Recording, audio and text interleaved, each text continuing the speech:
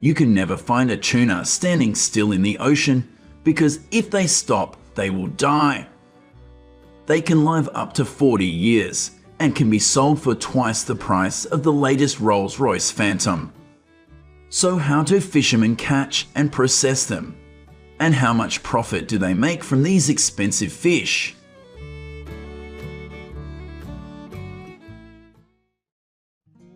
Many tuna species are found all over the world's oceans, but the most impressive are skipjack and bluefin tuna, each using different fishing methods. Skipjack tuna are the smallest but most abundant, accounting for 70% of the total tuna catch in the Pacific Ocean.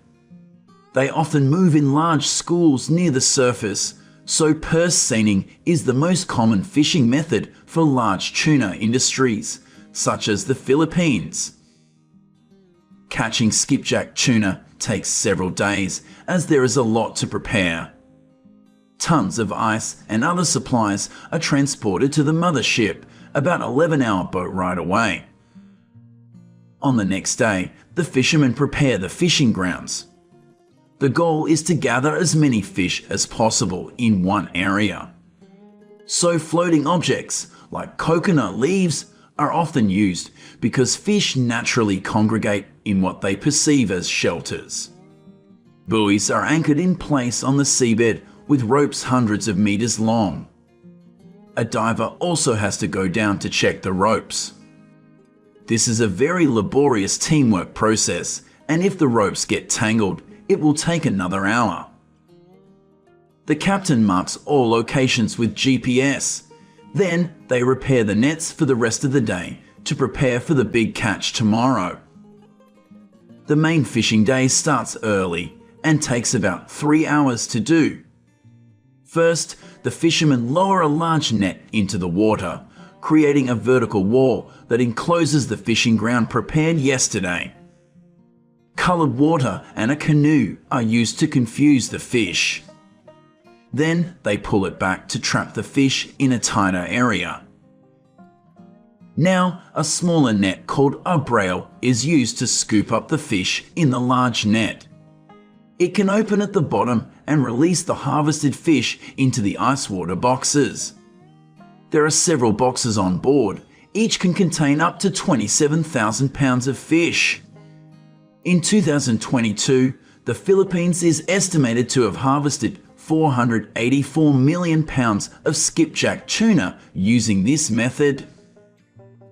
The mothership will repeat this entire fishing process in another area to catch more fish. Meanwhile, a smaller boat will bring some of the harvested fish ashore. Freshness determines the selling price of skipjack tuna, so ice is constantly added. In addition to the purse seine fishing method, the ancient technique of catching skipjack tuna with rods and lines is now also used industrially.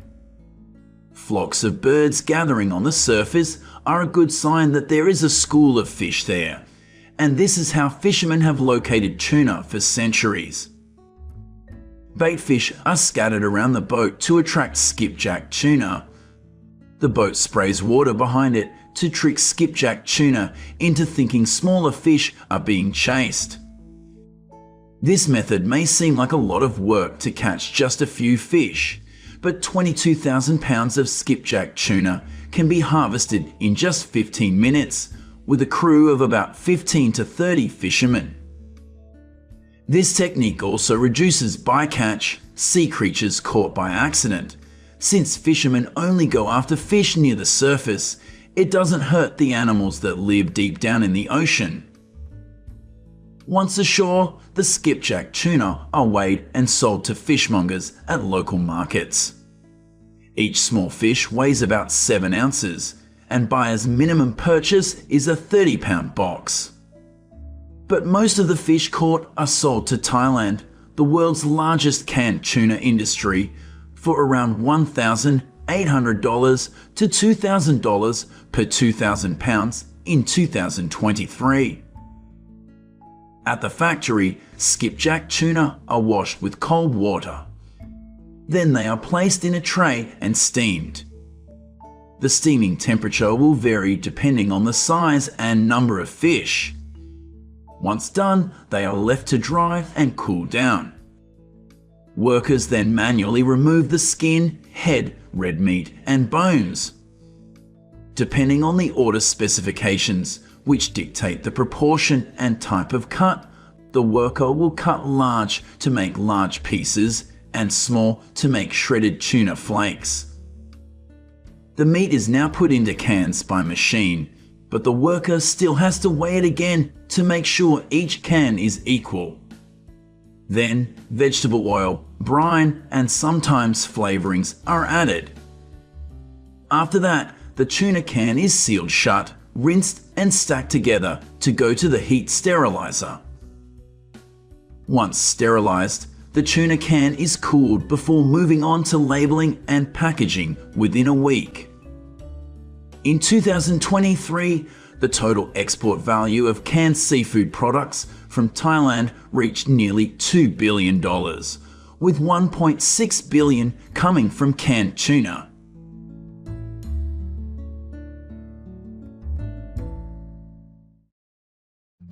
In contrast to skipjack tuna, bluefin tuna is the largest and most expensive tuna species. This giant 525-pound bluefin tuna was sold for nearly $800,000 on the first business day of 2024 in Japan. That's roughly $1,500 per pound. These bluefin tuna can cross the Atlantic Ocean in just 1 month. And they are commercially caught primarily using trolling. This method involves towing around lures or bait with fishing rods placed in rod holders and using the boat's speed to catch them.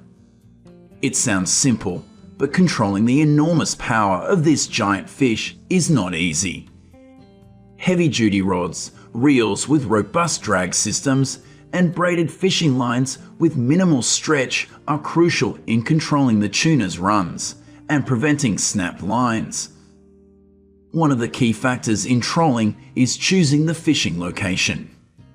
Experienced fishermen nowadays use sonar technology that can easily help them locate schools of fish at different depths.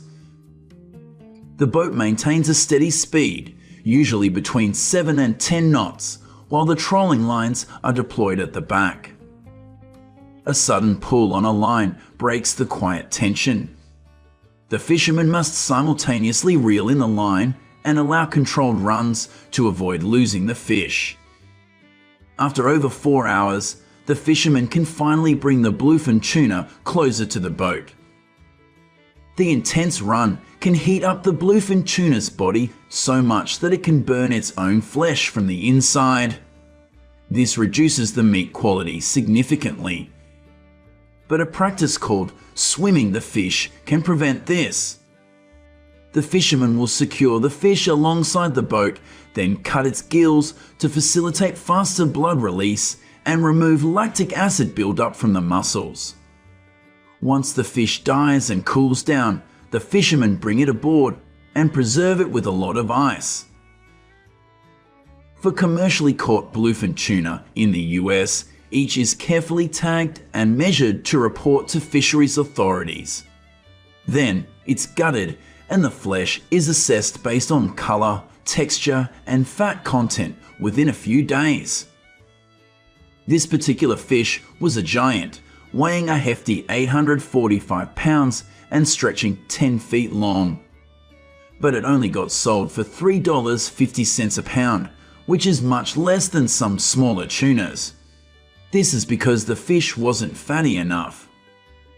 Typically, smaller tuna cores under 350 pounds are sold to Japan for a higher price, but fishermen have to cover the shipping costs. Because of rising costs in 2024, most US bluefin tuna are sold domestically.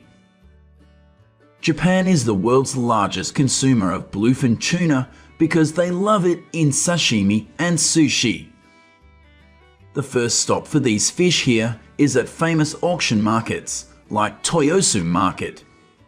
Skilled tuna buyers use their knowledge of how tuna are built to maximize yield and maintain the quality of each cut. The most prized bluefin tuna cuts are those with high fat content, like the extra fatty belly toro and the fatty belly otoro. These are meticulously cut and used in the most expensive dishes. The Japanese processing method strives for minimal waste. Even parts like the head and bones of the bluefin tuna are used to create flavorful broths or other specialty dishes.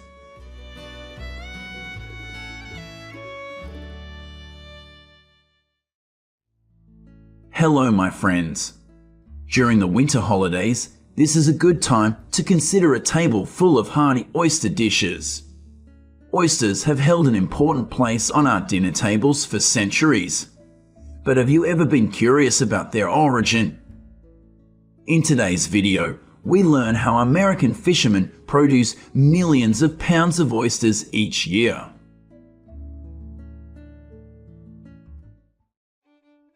In 2023, the United States will produce 45.3 million pounds of oysters worth about $221 million. Oysters are typically produced in one of three different ways: natural, managed, and farmed. Natural oysters grow and reproduce without human intervention and are generally available for harvesting by anyone with the appropriate license. In contrast, managed oysters are monitored by harvesters, who periodically scrape the layers to reduce aggregation. For farmed oysters, fishermen often use traditional methods. They transport immature oysters to artificial beds where they continue to grow. In many parts of the world, oysters are grown on lines or in tanks, and this method is now being adopted in some regions of the United States. In eastern North America, oyster farming efforts began a century ago to restore over-harvested oyster beds and improve yields. Oysters spawn in the summer when the water warms. This is the beginning of the oyster farming cycle, where fishermen will collect microscopic larvae. They provide a place for young oysters to settle and grow.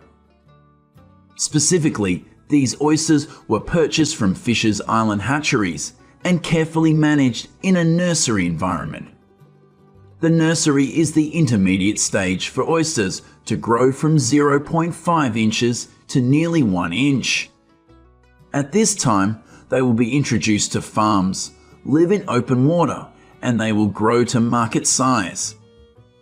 When they reach 1.5 inches, fishermen will transfer them to bags to fatten them up for the winter. Raise livestock but do not need to provide food. That's right, oysters are that kind of livestock. They can develop on their own without needing too much support from humans. In fact, once past the larval stage, oysters do not need to be fed because they filter food from the water column. In recent years, bottom cages have become a popular solution in the oyster farming industry. Oysters live on pieces of shell that are finely ground in the nursery before being put into cages. After that, the cages are submerged in water at rented locations at the river mouth for rearing. Vertical, multi-tiered cages allow farmers to grow more oysters. Additionally, oyster farming provides valuable estuarine habitat for juvenile fish and invertebrates. Oyster farms have transformed flat, unattractive estuarine habitats into more complex habitats. At the same time, it invites commercially and ecologically important species to forage and seek refuge.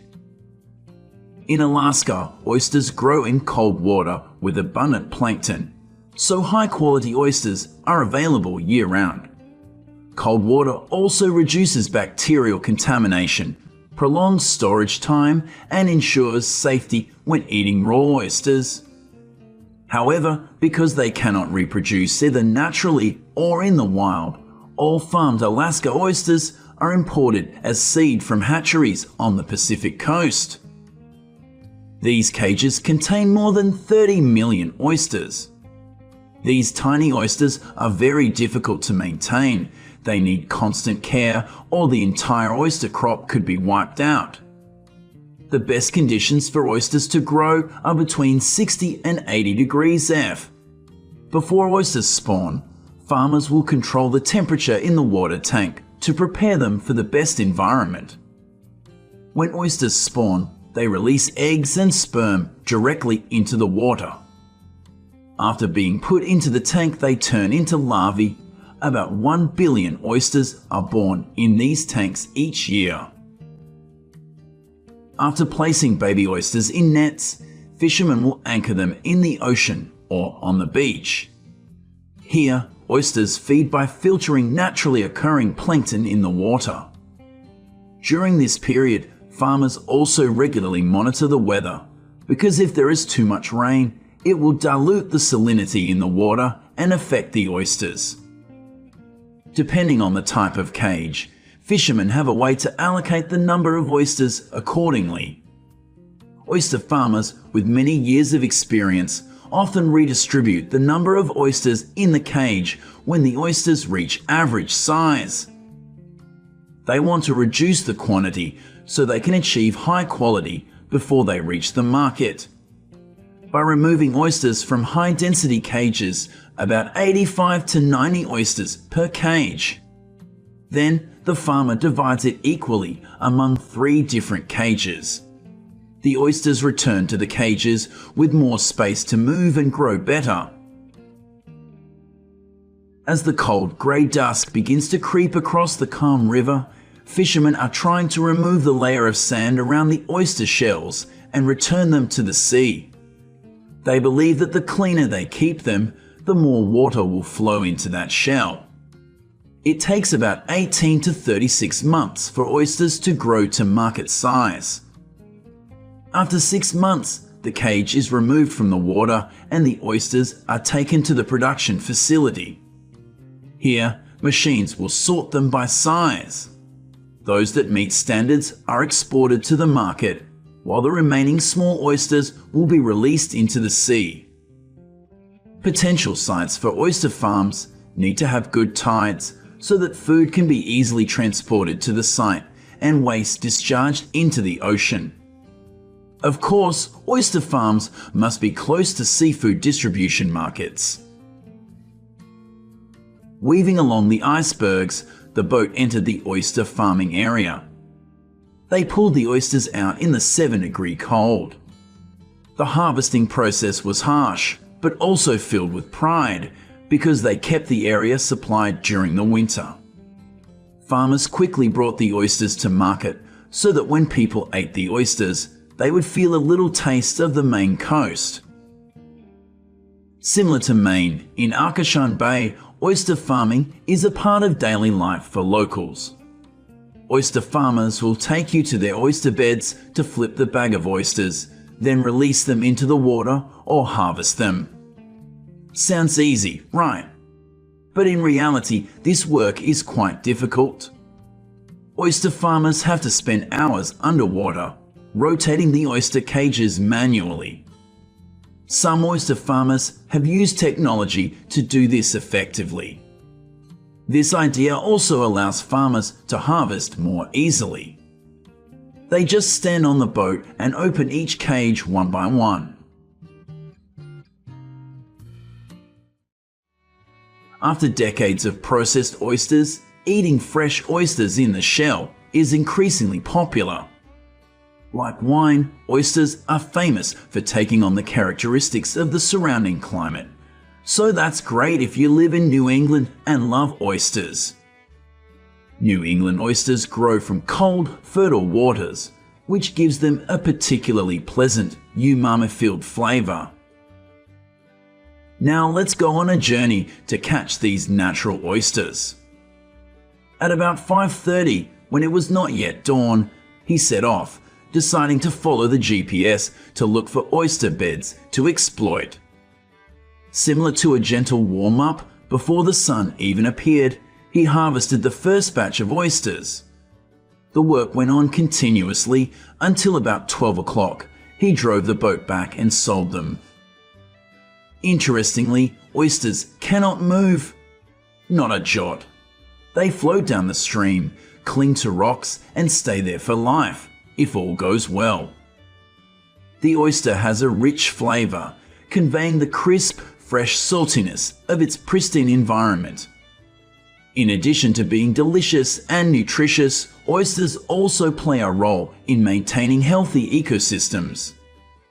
They filter their food, removing particles and pollutants such as excess nitrogen from the waters where they live.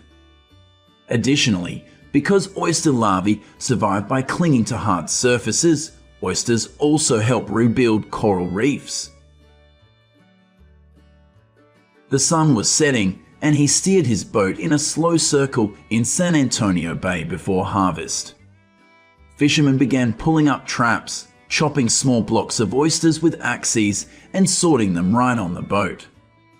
They make most of their money in a year by harvesting oyster reefs. In April, the oyster season ends with exciting activities. It was the last week of the fishing season, and they needed to move faster, getting bigger hauls of oysters. In 2023, the state allowed each oyster boat to haul about 50 bags or crates per day. They must implement that quota to protect markets and resources. Unlike oyster farming, oyster fishing is based on luck. Natural oysters will also not have the same appearance and size as farmed oysters. But in return, oysters grown in a natural environment bring a different flavor. At the same time, fishermen do not have to spend huge costs on raising livestock. Once the oysters are harvested, it's a race against time to get them safely to consumers. Quality oysters are washed, tagged with ordering information, and canned. Besides, fishermen will add ice and place them in the cooler for about 2 hours to meet FDA guidelines. Trucks will transport them to stores and distributors across the United States. Finally, they appear on the dinner table like this, and you can pay 40 cents to enjoy each oyster.